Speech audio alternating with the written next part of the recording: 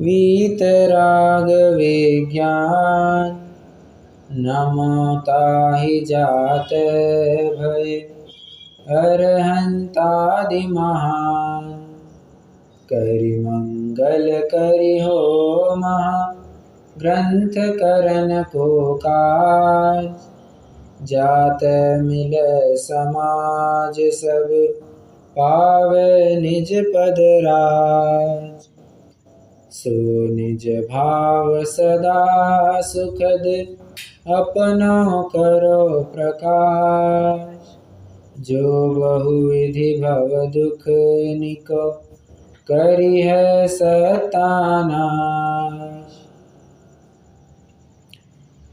मोक्षमार्ग प्रकाशक के तीसरे अधिकार के समापन की तरफ हम आप पहुँचे हैं। अंतिम 3 कर्मों के बारे में चर्चा अपनी बची है। आयु कर्म, नाम कर्म और गोत्र कर्म। इनको लेकर के जीव की पहले क्या अवस्था पाई जाती थी और अब क्या अवस्था पाई जा रही है। अब मतलब मोक्ष सुख प्राप्त करने के बाद जीव की कैसी अवस्था होती है, उनकी चर्चा आज हमें करना अभिष्ट है। वैसे मैंने चार्ट डाला था, कितने जनों ने देखा? मैं चार्ट का फॉर्मेट डाला मैंने, ख्याल में आ रहा है कैसे बनाना है? तो इसी तरह से आपको मोहनिया, अंतराय, वेदनिया, आयु, नाम, गोत्र, इनका भी बना देना है और शॉर्ट में ही लिखना है, ज़्यादा कुछ डिटेल में नहीं लिखना है। आप प्रयास कीजिए, आप आज बनाइए, ज़्यादा टाइम नहीं, 15 से 20 मिनट लग जाएंगे, 15 से 20 मिनट, ज़्यादा टाइम नहीं लगेगा। आप उतना बनाइए, फिर अपन कल चर्चा करेंगे, ठीक है? ठीक, हाँ, अगर बन सकता है तो फिर जितना अभी अपन चर्चा कर रहे हैं वो साथ ही साथ वैसा भी बना सकते हैं, आपकी मर्जी। आयु कर्म से आयु कर्म की आज चर्चा करते हैं। आयु कर्म की मतलब पहले क्या होता था और अब क्या हो रहा है। देखो, आयु कर्म को लेकर के जीवन मरण होता है, इसमें कोई शक नहीं। आयु कर्म का उदय प्रारंभ हुआ तो वहाँ पर जीवन चालू होता है, और आयु कर्म पूर्ण हुई वहाँ पर उसे कहते हैं कि बाबा मरण को प्राप्त हो गया ये जीव। ये जीव मतलब इसकी आयु पूरी हो गई। लोग व्यवहार में तो यही कहते हैं कि ये जीव मर गया, ये जीव चला गया। जीव तो कभी मरता नहीं है, खैर, और तो लोग की भाषा थी। अब होता क्या है, मरण को लेकर के दुख मानता था, एक मरण की आशंका को लेकर के दुख मानता था, 2 और मरण ना आए, मरण की आशंका भी ना हो परंतु मरण तुल्य वेदना हो, उसको लेकर के भी बहुत दुख मानता है। मरण तुल्य वेदना कहाँ पर पाई जाती है? नरक यातना। नरक यातना कहते किसे हैं? नरक में जिस जिस प्रकार की यातनाएं होती है, और कोई काट रहा है, कोई घानी में पेल रहा है, कुछ कर रहा है, कोई तेल में तल रहा है, सूप बना रहा है, हाँ, उदाहरण है बस। ऐसे कितने तप्त लोहे से आलिंगित कराया जा रहा है, ऐसे नाना प्रकार की दुख चेष्टाएं वहाँ पर की जाती है, जिसको लेकर के दुख होता है।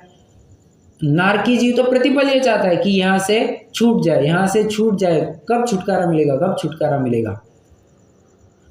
मतलब उसके लिए 1 मिनट भी बहुत लंबा हो जाता है, और सेकंड उस 1 सेकंड भी उसको बर्दाश्त नहीं हो पाता है। और देवों का काल कैसे चलता है? उनको लगता है और फटाफट जा रहा है, विषय भोगों में क्या टाइम जाता है। देखो, थोड़ा और एक उदाहरण देना चाहूँगा। प्रश्न है, ठंड के दिनों में नींद कैसी लगती है? और कोई सुबह उठाना चाहे तो क्या होता है?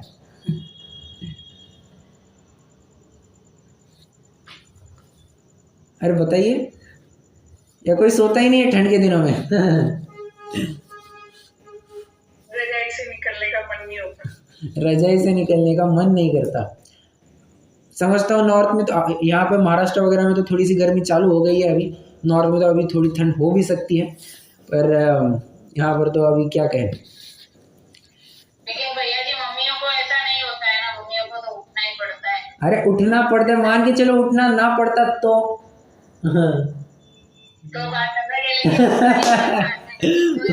मम्मियों को उठना पड़ता है वो बात अलग है, मम्मियों को उठना पड़ता है वो बात अलग है। अच्छा, मान के चलिए आप अभी मैके में हैं, अब क्या करेंगे? वैसा भी अभी क्या होता है मालूम है कि वो आदत पड़ गई है ना जल्दी उठने की, तो तभी नींद उठती है। अच्छा, काम उल्टा होता है, जब मैके में जाते हैं तब जल्दी उठ जाते हैं, और जब ससुराल में होते हैं तो बिस्तर से उठने का मन नहीं करता है, ये ऐसा उल्टा काम हो जाता है। खैर जो कुछ भी है हो क्या है। और अभी मान के मेरे साथ तो बहुत होता है, ठंड के दिन कभी होते हैं। 5 बजे का अलार्म लगाया है, अरे यार 5 बज गए, अब उठो। बोलता हूँ चलो 5 मिनट सोता हूँ, और 5 मिनट सोता हूँ तो 5 मिनट का एक और अलार्म लगा के सो जाता हूँ। 5 मिनट, अरे अभी तो झपकी लगी थी, 5 मिनट पूरे भी हो गए। 5, अरे कहाँ पूरे हो जाते समझ में नहीं आ जाता है। और गर्मी के दिन हाय हाय हो जाती है। कब मान के चलो किसी गर्मी के दिनों में, मई जून की गर्मी में रात को लाइट नहीं है। लाइट नहीं है, हवा भी बह नहीं रही है। अब सोचना क्या हालत होती है। अनुभव किया होगा सभी ने।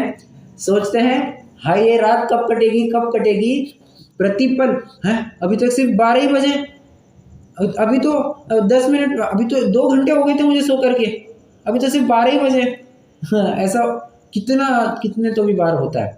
मतलब अनुकूलताओं में ऐसा लगता है कि टाइम फटाफट निकलते जा रहा है, और किन किन को ऐसा लगता है हाय ये दिन कब कटेगा, दिन क्या मिनट कब कटेगा, ऐसा उनको लगता है। देखिए ना, कोई कैदी है, कोई जेलर है जिसको सज़ा सुनाई गई है, वो क्या अनुभव होता है, क्या अनुभव होता है वो, कब कब मेरा 1 साल के लिए उसको जेल में डाल दिया है, ही इज अंडर अरेस्ट। हाँ, तो उसको लगता है कब ये टाइम निकलेगा, कब ये टाइम निकलेगा, कब मैं इससे बाहर निकलूँगा।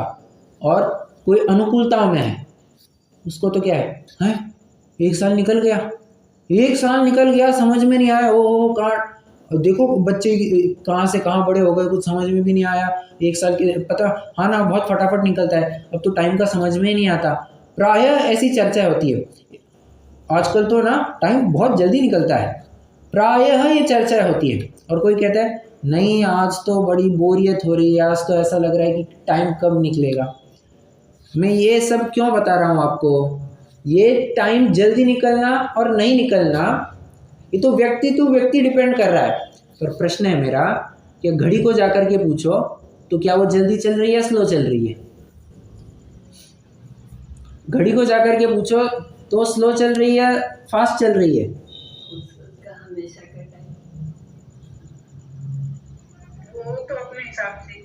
वो अपने हिसाब से चल,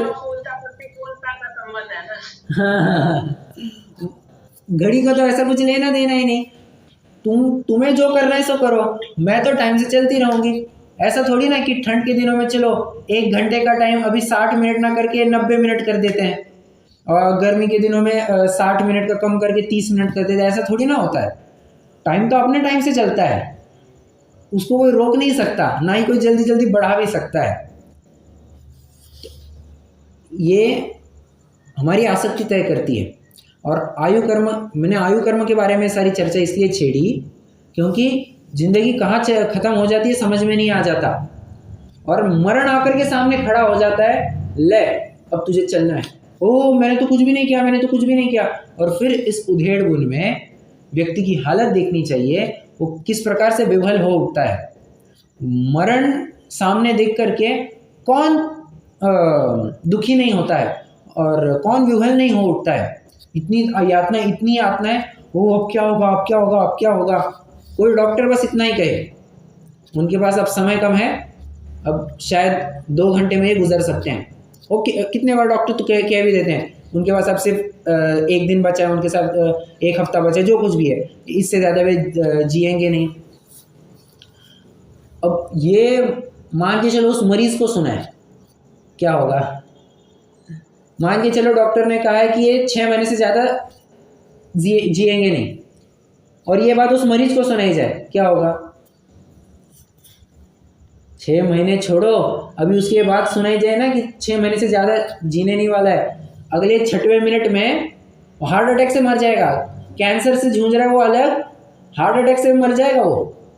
तो यूजुअली पेशेंट को बताया नहीं जाता है कि तुम्हारी आयु इतने टाइम में पूरी होने वाली है, अब तुम मरने वाले हो, डॉक्टर ने ऐसा ऐसा कहा। मरीज को कुछ नहीं बताया जाता, उसको इस प्रकार के अज्ञान में रखा जाता है। क्यों?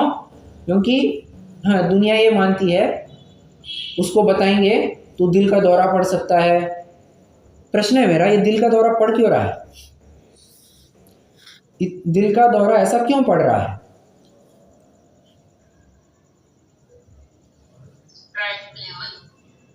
क्या क्या? स्ट्रेस होता है। ठीक है, स्ट्रेस को लेकर के। और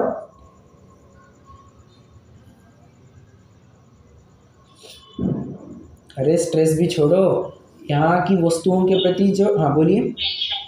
क्या? टेंशन, ठीक है। यहाँ की वस्तुओं के प्रति जो एकत्व था,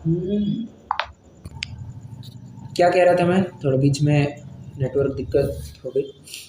मैं ये कह रहा था यहाँ पर कि यहाँ के वस्तुएं जो थी, यहाँ के जो संयोग थे, उसमें जो अटैचमेंट कर रखी थी उसमें, उसको लेकर के वो ज़्यादा दिक्कत होती है, इसके लिए उसको दिल का दौरा पड़ता है।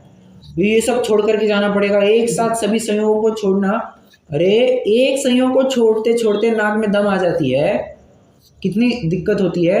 जो अपना कोई नज़दीकी का हो, मान के चलो जिंदगी भर साथ रहे थे पति पत्नी, अब पति गुजर गया, पत्नी गुजर गई, हाय हाय होती है, कैसे कैसे गुजर गए, कैसे गुजर गए।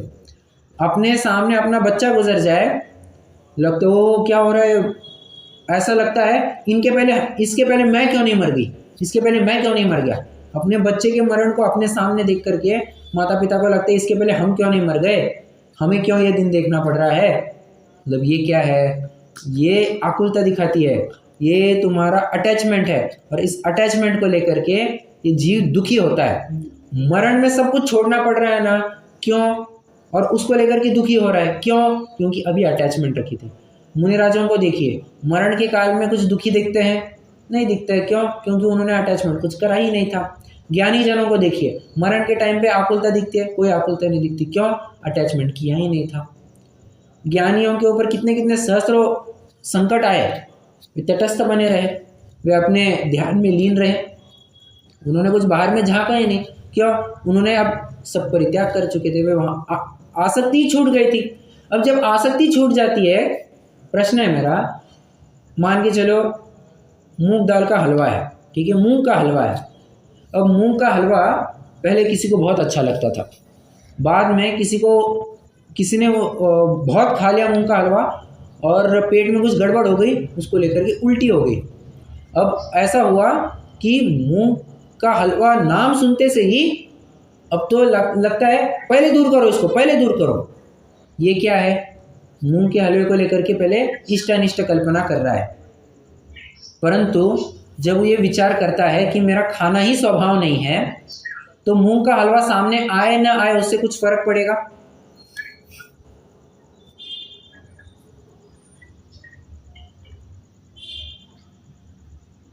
नहीं।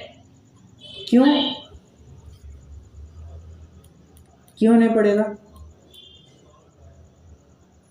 आसक्ति नहीं रही। परफेक्ट, अभी उसकी आसक्ति नहीं रही, इसलिए कोई वस्तु छूट रही है तो उसको लेकर के उसको दुख नहीं होता है। बस मरण के काल में यही बात होती है। जिसने इस आयु में, इस शरीर में एकत्व कर रखा, मरण के काल में उसको उतना दुख होगा, जितना अटैचमेंट कर रखा उतना दुख होगा। फिर से जिसने अटैचमेंट किया उसको दुख होगा, जितना अटैचमेंट किया उतना दुख होगा, जितना अटैचमेंट घटाया उतना दुख कम होगा, और अटैचमेंट नहीं किया तो नहीं होगा। हाँ, अटैचमेंट करोगे तो दुख होगा, ज़्यादा करोगे ज़्यादा होगा, नहीं करोगे नहीं होगा। हाँ, ऐसी बात है। इसलिए शरीर, ये आयु कर्म में पूरी ये बात काल को लेकर के बात कर रहे हैं। और यहाँ पे नरक गति के दुखों की बात इसलिए की है क्योंकि नरक में प्रतिपल ये छूटना चाहता है, प्रतिपल छूटना चाहता है। और मनुष्य, तिर्यंच या देव आयु जो है, देव आयु कह रहा हूँ मैं, ये प्रशस्त आयु मानी गई है। देव, तिर्यंच और मनुष्य ये प्रशस्त आयु हैं तीन। और क्या है, इस पर्याय में आने के बाद यहाँ से कोई छूटना नहीं चाहता है, ऐसा लगता है बने रहे ये पर्याय बनी रहे। तो हो क्या रहा है, नरक के सामने अगर इन तीनों को रखे तो इन तीनों में रिलेटिवली कम दुख है, परंतु दुख तो है ना, कम दुख है पर दुख तो है ना। ऐसा किसने कहा कि दुखी नहीं है? कम दुख का मतलब ये थोड़ी ना होता कि दुखी नहीं है, ऐसा है। तो ना तीव्र दुख है, ना उस तीव्र दुख के सामने जो मंद दुख है वो भी नहीं है। अब अक्षय पद की प्राप्ति करने के बाद अब तो कुछ दुख ही नहीं रहा है। शरीर देखो, सुख दुख क्यों हो रहा था? आयु कर्म चल रहा था। अपन कारणों की अपेक्षा विचार कर रहे हैं, कर्मों की अपेक्षा विचार करते हैं। पहले क्या हो रहा था? जीव और शरीर का एक क्षेत्र होगा, संबंध बना रहा था। अब जब तक संबंध छूटता नहीं है तब तक ये इसमें एकत्व करता है। अंतरंग कारण आयु की, बहिरंग कारण जितने भी संयोग दिखाई दे रहे हैं उनमें आसक्ति होती है। संयोग जिस समय में छूट जाएंगे, संयोग सामने नहीं रहेंगे तो संबंधी विकल्प भी हट जाएगा। बस ऐसी बात है। देखिए ना, कोई यहाँ से गुजर गया, किसी अन्य क्षेत्र में जन्म लिया। अब यहाँ के क्षेत्र संबंधी उसको कोई विकल्प होगा?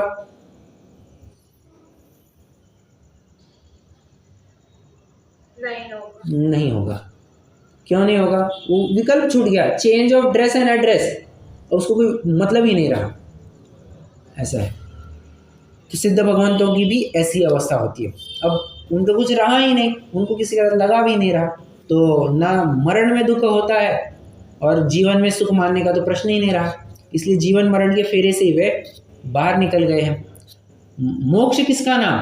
मरण के मरण का नाम मोक्ष है। क्या कहा? मरण के मरण का नाम मोक्ष है। कोई जरा एक्सप्लेन करना इस वाक्य को। जन्म मरण का अभाव ही हो गया। अभी कभी मृत्यु ही नहीं होगी, मृत्यु का भी मरण हो गया। बराबर। अब मरण कभी भी फिर से आएगी नहीं। अब जन्म मरण के फेरे से ही बाहर निकल गए, इसी को कहते हैं मरण का मरण हो जाना, और वही मोक्ष की प्राप्ति है। अभी थोड़ा सा पुण्य भाव आसक्ति कम करेंगे तो हमारा कुमरण टल जाएगा और कालांतर में हमेशा हमेशा के लिए मरण ही टल जाएगा। एक ऐसी अवस्था प्राप्त हो जाती है। आइए पृष्ठ क्रमांक 74, लास्ट पैराग्राफ पढ़ना है। तथा आयु के निमित्त से जीवन मरण था, वहाँ मरण से दुख मानता था, परंतु अविनाशी पद प्राप्त कर लिया, इसलिए दुख का कारण नहीं रहा। तथा द्रव्य प्राणों को धारण किए कितने ही काल तक जीने मरने से सुख मानता था। मैं जीऊँगा तो सुखी रहूँगा, मरूँगा तो दुखी हो जाऊँगा, आदि आदि। वहाँ भी नरक पर्याय में दुख की विशेषता से वहाँ नहीं जीना चाहता था, परंतु अब इस सिद्ध पर्याय में द्रव्य प्राण के बिना ही अपने चैतन्य प्राण से सदा काल जीता है और वहाँ दुख का लवलेश भी नहीं रहा। यह आयु कर्म की बात हो गई। अब नाम कर्म और गोत्र कर्म की चर्चा करते हैं। देखो, नाम कर्म के बारे में जितने भी शरीर आश्रित बातें हैं, शरीर आश्रित, शरीर का डिज़ाइन कैसा होगा, स्ट्रक्चर कैसा होगा, उसका मॉडलिंग कैसा होगा, उसका कौन सा वर्ण होगा, गेहुआ होगा, सांवला होगा, काला कलूटा होगा, कैसा होगा, या एकदम गोरा चिट्टा होगा, ये कौन तय करता है? नाम कर्म तय करता है। इसके शरीर में कितने अंग होंगे, कौन तय करता है? नाम कर्म तय करता है। इसकी हड्डियों में जुड़ान कितनी ताकतवर होगी, कौन तय करता है? नाम कर्म तय करता है। इसकी आवाज़ कैसी होगी, मेरी आवाज़ अच्छी ऐसे चालू, कौन तय करेगा? नाम कर्म तय करेगा। इसके शरीर में अस्वस्थता कितनी बनी रहेगी, स्वस्थता कितनी होगी, कौन तय करेगा?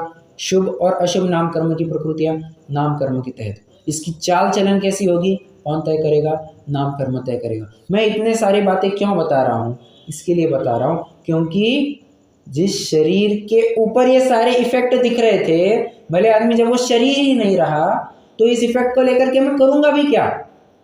देखो, हाँ, गाड़ी है, मान के चलो, होता है ना, गाड़ी के पीछे एक टायर भी लगा रहता है, गाड़ी के पीछे एक टायर भी लगा रहता है। किसी ने वो टायर निकाल दिया और गाड़ी बेच दी, ठीक है, टायर निकाल दिया और वो गाड़ी बेच दी। प्रश्न है मेरा, क्या वो गाड़ी से, उस टायर से कुछ लेना देना होगा उसको?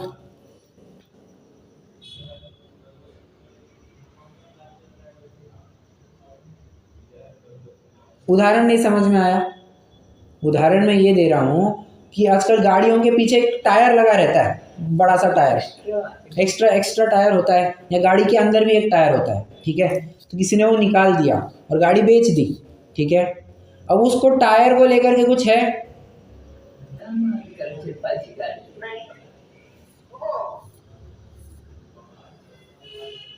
क्या?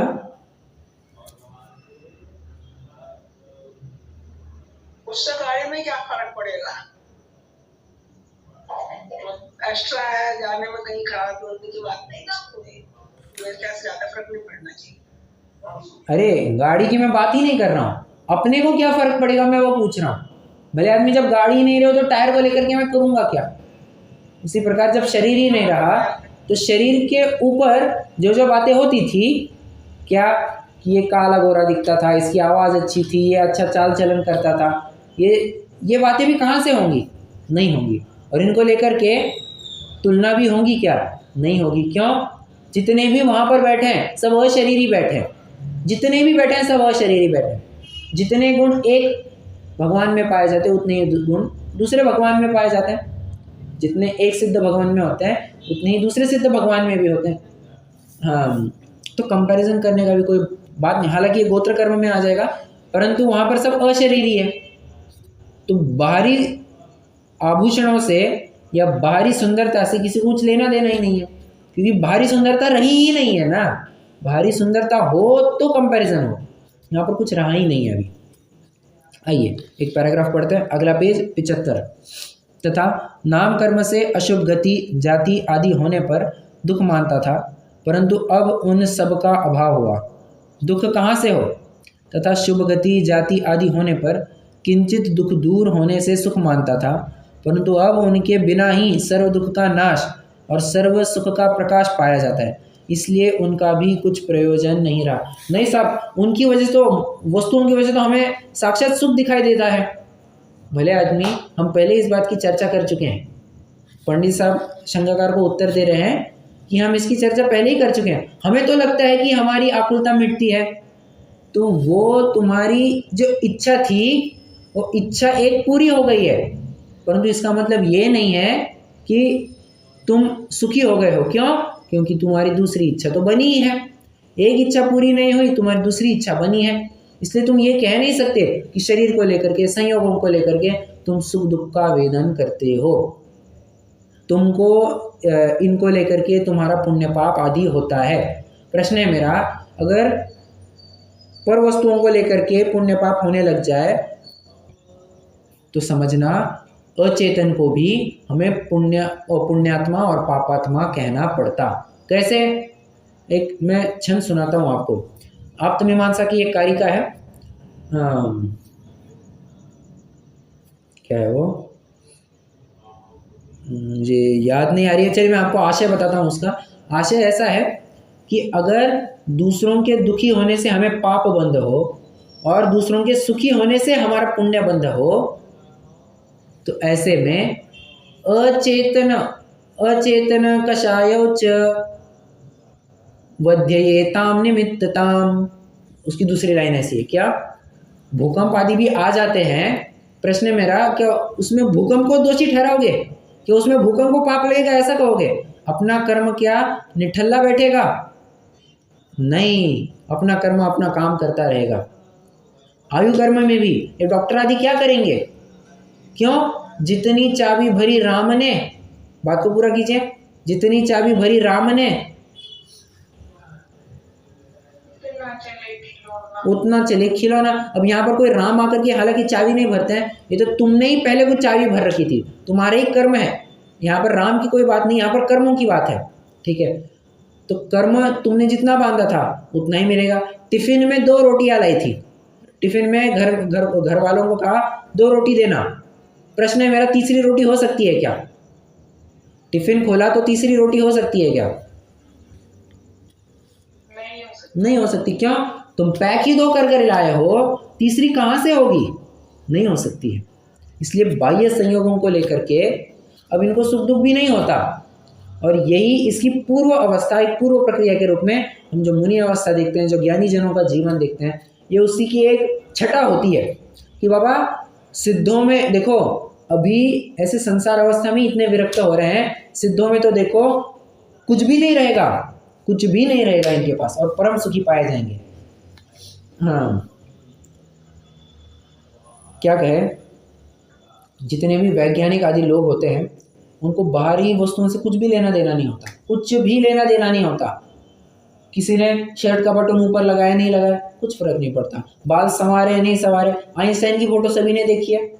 आइंस्टाइन की फोटो सभी ने देखी है क्या? कैसी होती है?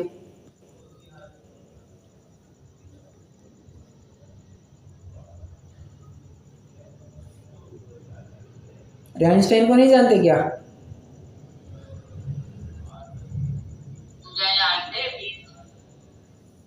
तो फोटो कैसी होती है उसकी, उनकी?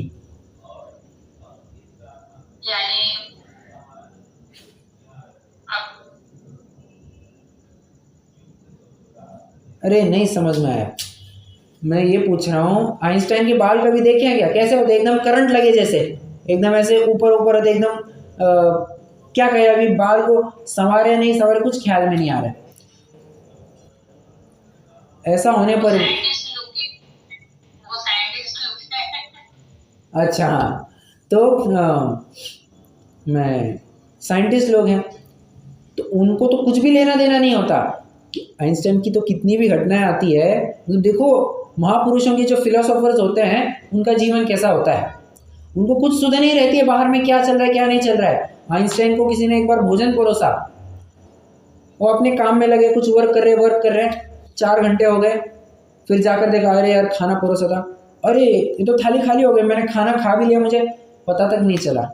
बाद में कोई आकर कहता है जनाब खाना आपने नहीं खाया, खाना आपको कुत्ता चाट करके चला गया, आपको ख्याल में तक नहीं आ गया। मतलब अपने धुन में होते हैं, धुन रे दुनिया अपनी धुन में पापन अपन। मतलब अपने धुन में जब रंग जाते हैं तो वहाँ पर पुण्य पाप का कोई खेल ही नहीं होता। क्यों? पुण्य पाप तो तब लगता है जब बाहर में होते हैं, जब स्व में लग जाते हैं तब तो पुण्य पाप का कोई खेल ही नहीं होता। सिद्ध जब अपने आप में लीन हो गए हैं, स्व में लीन हो गए हैं, स्वाधीन है, सब कुछ स्वाधीन रूप से जानते हैं, देखते हैं, अपनी कार्य हर एक एक्टिविटी स्वाधीनता से हो रही है, तो बाहर के विषयों की आवश्यकता क्या? तो यही आप बहिरंग निमित्त में भी लिख सकते हैं। ये बहिरंग अपेक्षा से बात हुई कि संयोग नहीं रहना, तो उसको लेकर के फिर उनको विकल्प तक नहीं होता। मैं हर प्रवचन में लगभग एक बात कहते आ रहा हूँ, out of sight out of mind. सामने अगर वस्तु नहीं दिखी तत्संबंधी विकल्प भी खत्म हो जाता है। ये आप कभी भी प्रैक्टिस कर सकते हैं, कभी भी देख सकते हैं। मान के चलो कोई लड़की शादी करके आ गई यहाँ पर, ठीक है, शादी कर आ गई ससुराल में, मैके में क्या चल रहा है क्या नहीं चल रहा है गया, अब यहाँ पर ससुराल में देख रही है वो सब। मान के चलो ससुराल से कुछ दिनों के लिए छुट्टी के लिए पीहर में चली गई, ससुराल में क्या चल रहा है क्या नहीं चल रहा है छोड़ो। क्यों ऐसा क्यों? क्योंकि ससुराल वाले अभी सामने नहीं है ना, तो उस संबंधी विकल्प अभी नहीं आता। मायके वाले अभी सामने, तो उस संबंधी विकल्प आता है। वैसा इस प्रकार लगा लेना। अब जैसे शादी करके आ गई थी घर पे, तो ससुराल वाले सामने दिख रहे थे, उन संबंधी विकल्प लग रहा था, मायके वाले उनकी जाने। ये सब क्या है? ये बाह्य निमित्तों का भी कुछ ना कुछ निमित्त नैमित्तिक संबंध घना है, ये मानना पड़ेगा। जीव बाह्य वस्तु को देख करके चकरा जाता है। चकरा जाता है मतलब विषयों में चकरा जाता है कि ये वस्तु मुझे चाहिए, वो वस्तु चाहिए, ये मेरी अच्छी, वो मेरी अच्छी, ये सब करने लगता है। जब उस संबंधी विकल्प हट जाता है तो फिर उस संबंधी राग द्वेष भी छूट ही जाते हैं। आइए नामकर्म की एक पैराग्राफ पढ़ लेते हैं। नहीं, ये हो गया था ना,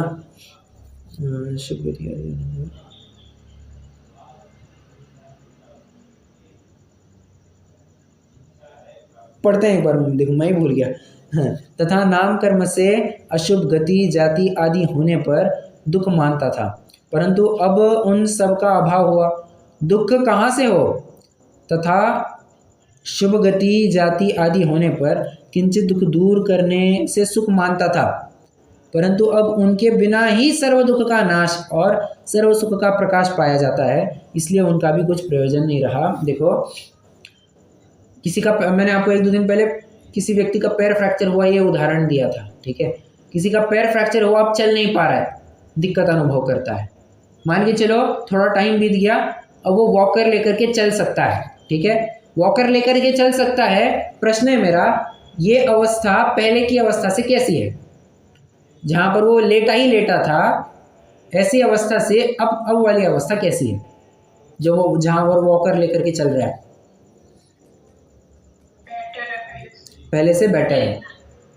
परंतु जब वो अवस्था आएगी, जब वो दिन आ जाएगा, क्या वॉकर फेंक दिया एक साइड में, प्लास्टर काट करके फेंक दिया एक साइड में, अब ये दौड़ना चालू कर रहा है। प्रश्न है मेरा, हाँ, जब दौड़ना चालू कर दिया तब वॉकर आदि की कुछ आवश्यकता है? कुछ आवश्यकता नहीं। जब अपने अधीन काम होने लग जाए तो किसी बाह्य संसाधनों की आवश्यकता क्या पड़े? हाँ, दूसरों के, देखो अपना बच्चा दूसरे के टिफिन में क्यों झांकता है? उसको अपने टिफिन में कमी दिखाई देती है। एक बच्चा दूसरे के क्या कहे, दूसरे के घर में जाकर के क्यों खाता है? उसको अपने घर में कमी नजर आती है। कोई पुरुष या कोई स्त्री पराई पुरुष में क्यों आनंद मानता है? जब उसको स्व पुरुष या स्व स्त्री में संतुष्टि नहीं होती है। स्व संतुष्टि जब आ जाती है, जब स्व में ही संतुष्ट हो जाता है, तो फिर बाह्य किसी वस्तुओं की आवश्यकता ही नहीं पड़ती है। सिद्ध भगवान की भी यही अवस्था है, यही उनकी महिमा है। तो ये नाम कर्म की बात हो गई। गोत्र कर्म के बारे में फटाफट चर्चा कर लेते हैं। तथा गोत्र के निमित्त से नीच कुल प्राप्त होने पर दुख मानता था, अब उसका अभाव होने से दुख का कारण नहीं रहा। तथा उच्च कुल प्राप्त होने पर सुख मानता था, परंतु अब उच्च कुल के बिना ही त्रैलोक्य पूज्य उच्च पद प्राप्त है। त्रैलोक्य पूज्य त्रिलोकीनाथ हो गए हैं। त्रिलोकीनाथ के दो अर्थ क्या?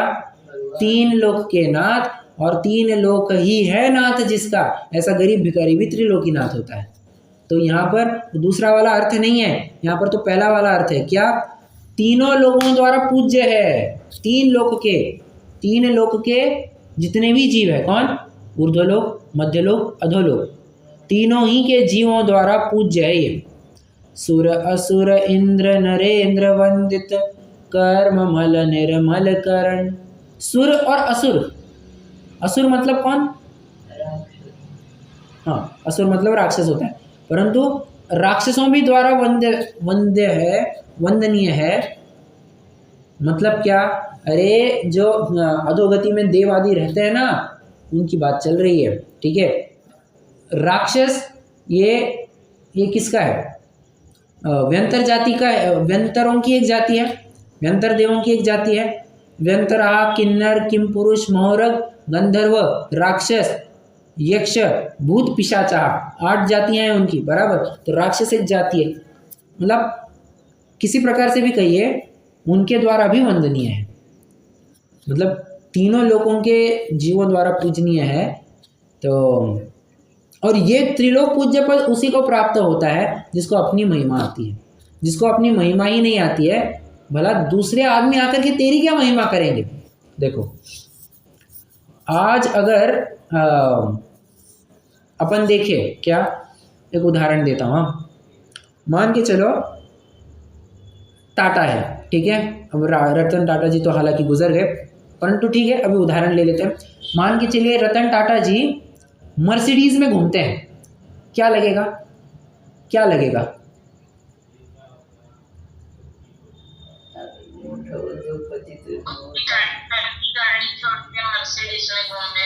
बराबर, अपनी टाटा की गाड़ी छोड़ करके मर्सिडीज में घूम रहे हैं, तो लोगों में क्या इंप्रेशन जाएगा?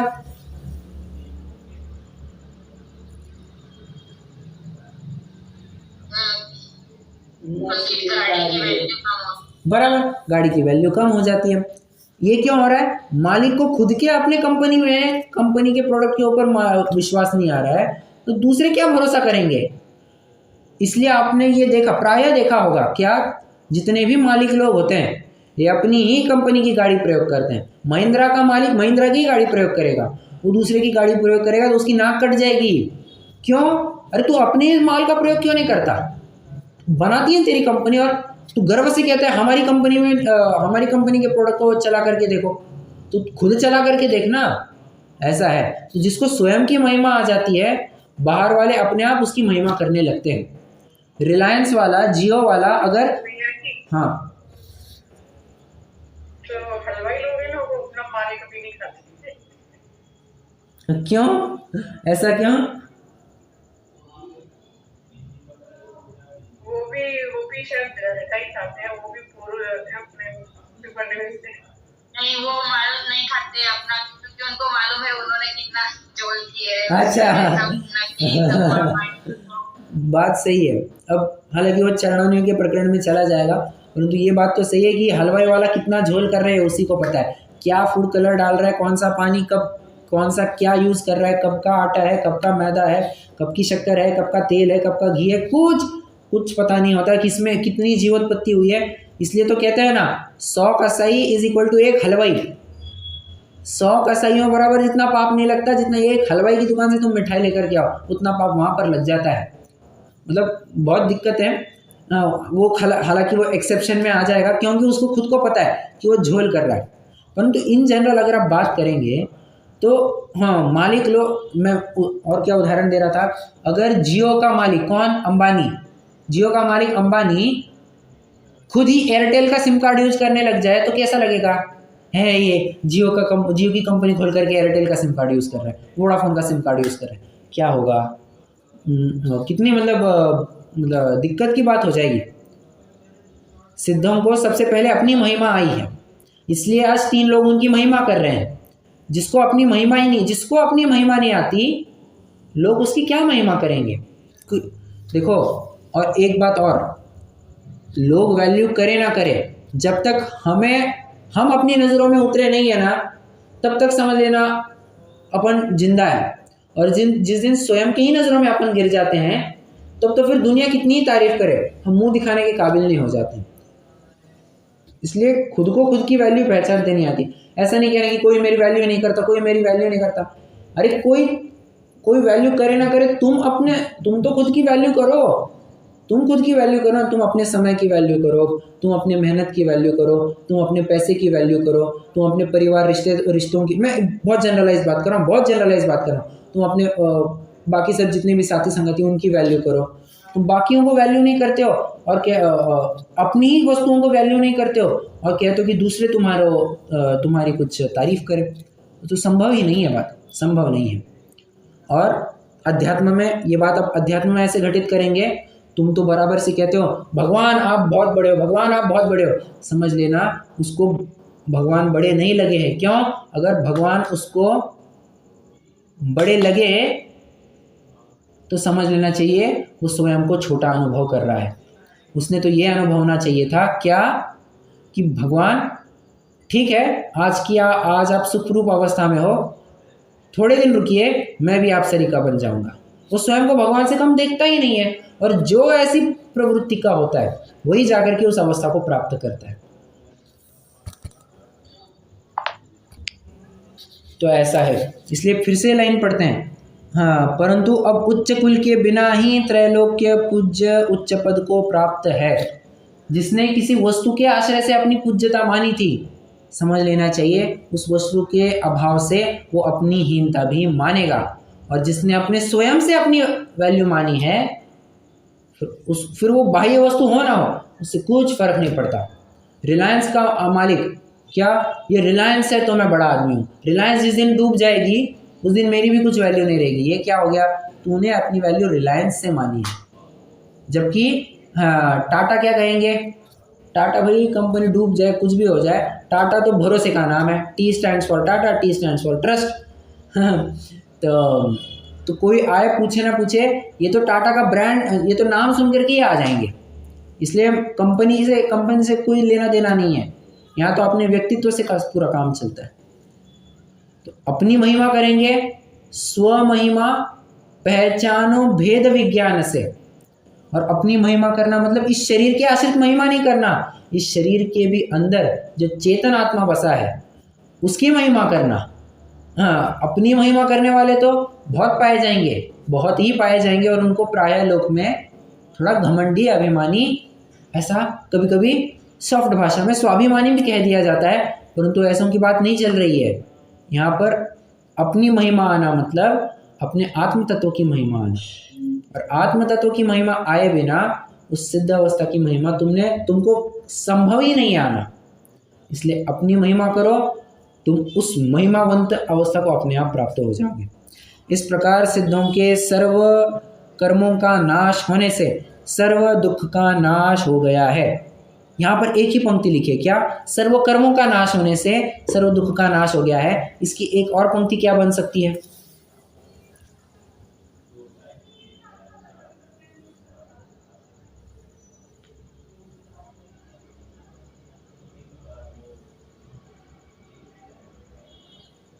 एक और लाइन क्या बन सकती है यहाँ पर?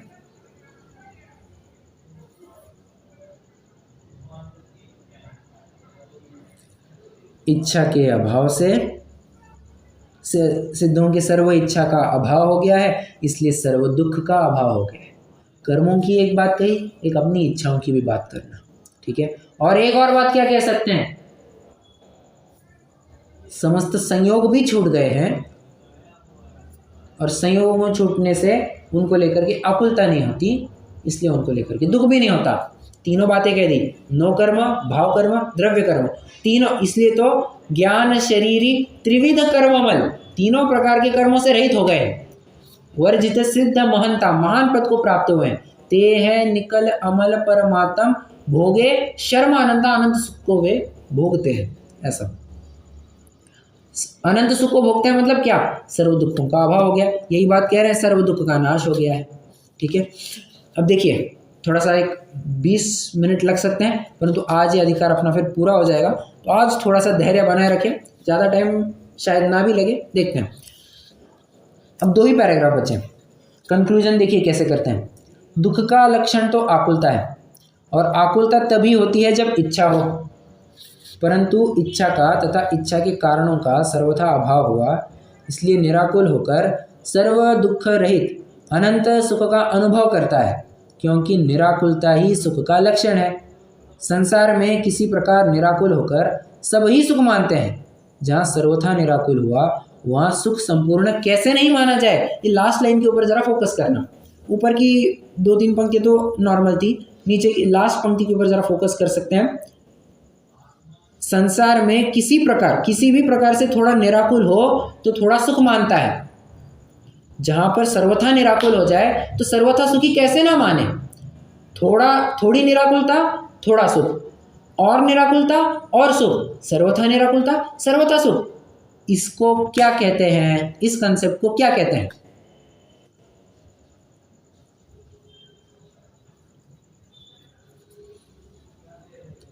न्याय की भाषा में क्या?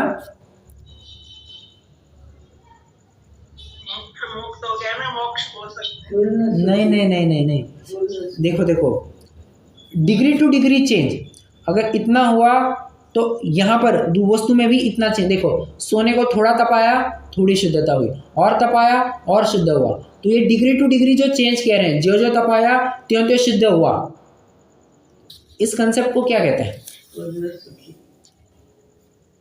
इस प्रक्रिया, इस हेतु को क्या कहते हैं? न्याय में एक शब्द का प्रयोग किया जाता है, इसकी अपनी चर्चा हुई है। आप ये तो नहीं बोले 16 ताप वाला? वो तो उदाहरण में हो गया, मैं तो इन जनरल पूछ रहा हूँ, इसे कहते क्या है, इस तर्क का नाम क्या है? जैसे अपन ने देखा काकतालीयन न्याय, और क्या है, अनुशेष न्याय, उसी प्रकार ये कौन सा न्याय है? आनंद सुखी। अरे न्याय की बात चल रही है।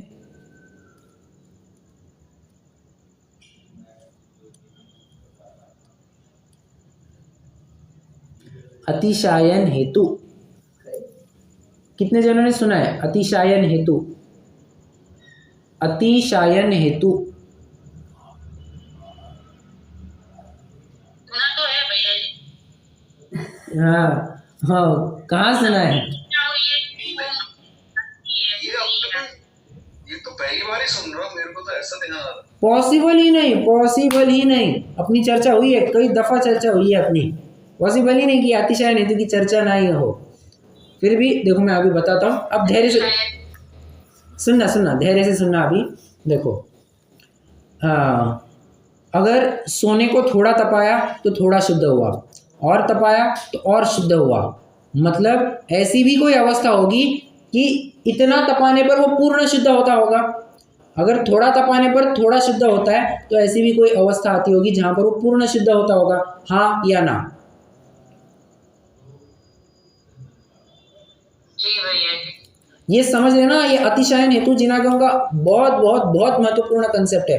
अगर ये भूल जाएंगे तो फिर क्या है, फिर अपना जैन मत की जो अपने जो सिद्धांत घटित करते हैं ना, पूरा न्याय का बेस पूरा वही टूट जाएगा।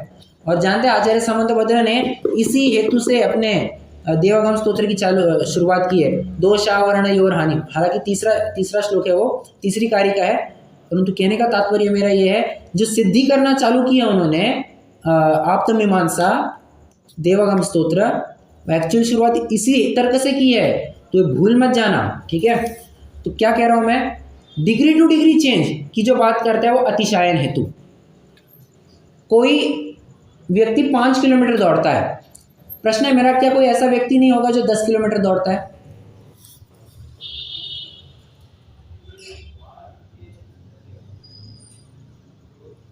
होगा। तो क्या ऐसा कोई व्यक्ति नहीं हो सकता जो 25 किलोमीटर दौड़ता है? होगा। और समझना, एक क्लास में किसी बच्चे को 35 मार्क्स मिले हैं, ठीक है, किसी बच्चे को 35 मार्क्स मिले हैं, तो क्या ऐसा कोई बच्चा नहीं हो सकता जिसको 75 मार्क्स मिले हैं?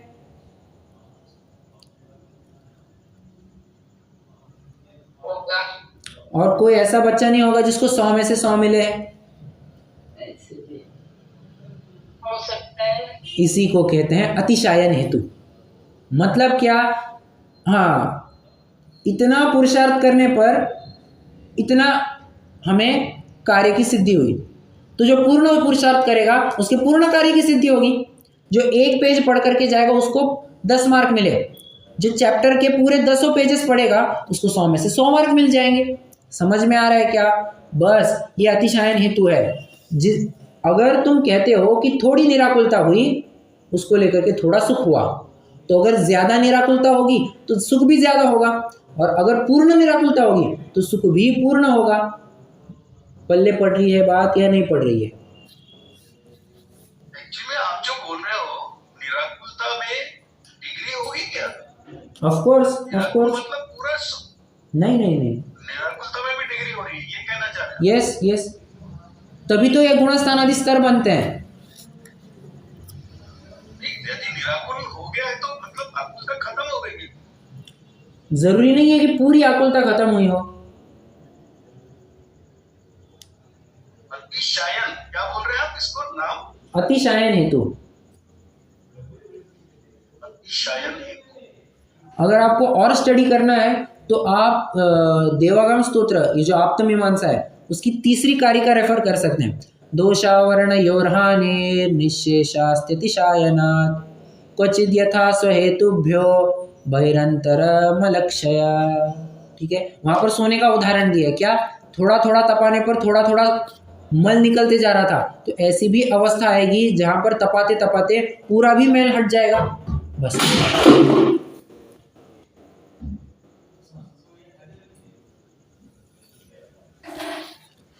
ठीक है, तो इसे कहते हैं अतिशायन हेतु। ये इतना समझ करके एक और उदाहरण देता हूँ। चलो, पानी की मर्यादा कितनी होती है? पानी की मर्यादा कितनी होती है? 48 मिनट्स। छने पानी की मर्यादा 48 मिनट बराबर। उसके बाद मर्यादा बढ़ानी है तो क्या करते हैं? गरम करने, थोड़ा गरम करेंगे तो 6 घंटे की हो जाएगी, वो बाद में तो 24 घंटे की हो जाएगी। बराबर। जो मुझे आंसर चाहिए था वो परफेक्ट आंसर दिया है। सामान्य गुनगुना कर दिया तो 6 घंटे की हो जाएगी, और खौलता हुआ पानी अगर देखते हैं तो उबलता हुआ पानी वो 24 घंटे की मर्यादा। प्रश्न है मेरा, क्या 15 घंटे की 18 घंटे की मर्यादा वाला पानी हो सकता है? 24 घंटे और हो सकता है। कैसे हो सकता है? इतना उबाला उसके ऊपर है ना। परफेक्ट उबाला तो बराबर। 6 घंटे जितना हम तपा रहे थे उससे थोड़ा ज़्यादा तपाया, पर 24 घंटे जितना तपाते थे उससे थोड़ा कम तपाया। 12 घंटा 18 घंटा डिपेंडिंग आप कितना कैसे पानी गर्म करते हैं उस अनुसार पानी की मर्यादा होगी। क्या ऐसा होता है क्या कि थोड़ा सा गुनगुना किया 6 घंटा और उससे थोड़ा सा ज़्यादा गर्म कर दिया तो 24 घंटा? ऐसा नहीं होता है। वो थोड़ा थोड़ा करके वो मर्यादा भी बढ़ती जाती है। जैसे जैसे आप पानी गर्म करते जाएंगे वैसे वैसे उसकी मर्यादा भी बढ़ती जाएगी। समझना, जिनागम में सिर्फ 6 घंटे और 24 घंटे की बात आती है। जिनागम में, शास्त्रों में सिर्फ 6 घंटे और 24 घंटे की बात आती है। ये जो 12 घंटे 18 घंटे का प्रचलन है ना, ये अभी अभी का प्रचलन है। प्रश्न है मेरा, क्या ये बात सही है या गलत है? क्या इस बात को झुटलाया जा सकता है या नहीं? क्या ये स्वीकार की जा सकती है या नहीं स्वीकार की जा सकती है? वैसे है 24 घंटे वाले में नहीं लिया जा सकता। क्या 24 घंटे की मर्यादा बना दी हमने, उसमें 15-18 घंटे अपना आप आ गए, थोड़ा गर्म होने के बाद। नहीं, समझ में नहीं आया आप क्या कहना चाह रहे हैं। मतलब हमने उबाल दिया पानी को, 24 घंटे की मियाद बना दी उसकी हमने। हाँ, अब वो चाहे हम 15 घंटे में यूज करें या 18 घंटे में यूज करें, उसके अंतर्गत ही आ जाएगा ना वो सब। नहीं, यूज की बात नहीं कर रहा हूं मैं, मर्यादा, पानी की मर्यादा की बात कर रहा हूं मैं। गर्म कितना करते हो? थोड़ा थोड़ा ज्यादा गर्म। मेरा प्रश्न समझ में आ रहा है क्या? क्या ये जो अभी अभी का प्रचलन है, क्या ये स्वीकार किया जा सकता है, नहीं किया जा सकता है? बिल्कुल किया जा सकता है। कैसे? अतिशयन हेतु से सिद्ध कर सकते हैं ना। लॉजिकली बात बराबर बैठती है, ये लॉजिकली ये बात बराबर बैठती है, इसमें कोई दिक्कत नहीं है। ठीक है, अतिशयन हेतु के आधार से ये बात बिल्कुल सिद्ध होती है। ठीक है, तो यही यहाँ पर बात वही कहना चाह रहे हैं कि संसार में किसी प्रकार निराकुल होकर सब ही सुख मानते हैं। थोड़ी सी निराकुलता हुई, थोड़ी सी विषय की प्राप्ति हुई, थोड़ा व्यक्ति सुख मानता है। तो भले आदमी, जब कोई व्यक्ति, देखो ये तो इंद्रिय सुख की बात थी, जब कोई अतीन्द्रिय सुख की प्राप्ति करेगा तब तो सुख निराकुलता, जब कोई निराकुलता को क्या कह रहा हूँ मैं, जब आत्मिक निराकुलता होगी तब आत्मिक सुख प्रकट होगा। चौथे गुणस्थानवर्ती निराकुल है, 12वें गुणस्थानवर्ती भी निराकुल है। ठीक है, परंतु चौथे गुणस्थानवर्ती की निराकुलता में और 12वें गुणस्थानवर्ती की निराकुलता में फर्क है या नहीं है? बिल्कुल फर्क है। कैसे? अतिशयन हेतु से। जैसे जैसे तुम्हारे संयोग संयोगी भाव हटते जाएंगे वैसे वैसे तुम्हारा विकल्प भी हटेगा, निराकुलता होगी वैसे सुख बढ़ेगा। ऐसी सिंपल सी बात है। इस प्रकार सम्यक दर्शन आदि साधन से सिद्ध पद प्राप्त करने पर सर्व दुख का अभाव होता है, सर्व सुख प्रकट होता है। अब लास्ट में देखना, एक सुंदर उपदेश दे रहे हैं। अब यहाँ उपदेश देते हैं कि हे भव्य, हे भाई, तुझे जो संसार के दुख बतलाए सो वे तुझ पर बीतते हैं या नहीं, वह विचार। अब ये सभी अपने ऊपर विचार करना। मतलब ऐसा नहीं कि मैं पढ़ रहा हूँ और क्या है कि आप स्वयं विचार करना। मान के चलिए यहाँ पर साक्षात पंडित जी साहब बैठे हैं और आपको सुना रहे हैं, उस हिसाब से विचार करना। हे भव्य, हे भाई, तुझे जो संसार के दुख बतलाए सो वे तुझ पर बीतते हैं या नहीं, यह विचार। और तू जो उपाय करता है उन्हें झूठा बतलाया है सो ऐसा है, ऐसा ही है या नहीं, वह विचार। 2, तथा सिद्ध पद प्राप्त होने पर सुख होता है या नहीं, उसका भी विचार कर। 3, जैसा कहा है वैसी ही प्रतीति तुझे आती हो तो तू संसार से छूटकर सिद्ध पद प्राप्त करने का हम जो उपाय कहते हैं वह कर, विलंब मत कर। यह उपाय करने से तेरा कल्याण होगा। आपको याद आ रहा है जब अपन ने तीसरा अधिकार प्रारंभ किया था, मैंने 4 बातें कही थी। क्या? जिस प्रकार वैद्य पहले दुख का निदान कराता है, रोग का निदान कराता है, रोग की प्रतीति कराता है। 1, रोग के लिए वो क्या क्या उपाय करता है ये बताता है और उसकी प्रतीति कराता है। 2, फिर उसके रोग को मिटाने के उपाय झूठे क्यों हैं ये बताता है और उसकी प्रतीति कराता है। 3, और चौथा, सच्चा उपाय क्या है और यही उपाय सच्चा क्यों है इसकी भी प्रतीति कराता है। 4, हर बात में मैंने आपको कहा था कि प्रतीति कराता है, सिर्फ बता करके छोड़ नहीं दिया। उसको यकीन होना चाहिए कि बाबा ऐसा है। अगर उसको यकीन ही नहीं हुआ तो फिर मतलब ही क्या है? अगर उसने स्वीकार ही नहीं की बात, वो बस सुन करके चला गया, एक कान में डाल दिया दूसरे कान से निकाल दिया, उसमें उसको क्या फ़र्क है? उसको क्या फ़र्क पड़ता है? तो यहाँ पर घुमा फिरा करके मतलब कंप्लीट कर रहे हैं सर्कल। क्या? कि तू प्रतीति कर इस बात की। हमने तुझे प्रतीति करने को कहा, हमने कहा था कि हम तुझे प्रतीति कराएंगे। तुझे उस बात की प्रतीति हुई या नहीं हुई तो ये विचार कर। और किस प्रकार विचार कर? ये लगभग जो हमने 40-45 पेजेस पढ़े हैं, कोई भी पेज उठा लेना, उसकी कोई भी पैराग्राफ उठा लेना, उसकी कोई भी पंक्ति उठा लेना, पढ़ना और अगर तेरे उस पंक्ति में अगर तेरे संसार दुख का वर्णन नहीं होगा तो बात संभव ही नहीं। क्यों? तो संसारी है, संसार में रचा पचा है, हर एक प्रकार के दुख का यहाँ वर्णन किया है। भले ही वो दुख तेरे में ना पाया जाए, किसी मात्रा में कोई दूसरा दुख तेरे में ज़्यादा पाया जाएगा। प्रत्येक व्यक्ति के अपने अपने दुख अलग अलग होते हैं। अब ऐसे में तुझे भाषित होना चाहिए कि हाँ तू दुखी है, और जब तक दुखी है ये निर्णय नहीं होता तब तक उपाय नहीं किया जाएगा। उपाय करने के लिए पहले तय होना ज़रूरी है कि हाँ मैं रोगी हूँ, वरना अगर ये तय नहीं करेगा कि मैं रोगी हूँ तो दवाई भी लेने वाला नहीं है। दवाई लेने के लिए उसको यकीन होना चाहिए कि मैं रोगी हूँ, ऐसा है। और अगर तू ऐसा करेगा तो मानना हमारी बात, तो तेरा अविनाशी कल्याण होगा, तो कल्याण को प्राप्त होगा ही होगा। ये बात तो पक्की है, पक्की है, पक्की है, 100% पक्की है।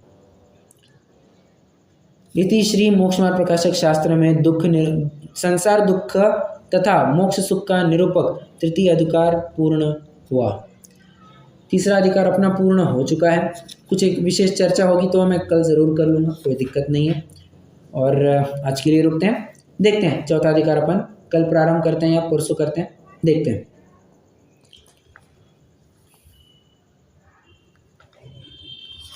चलिए जिन्होंने स्तुति करेंगे।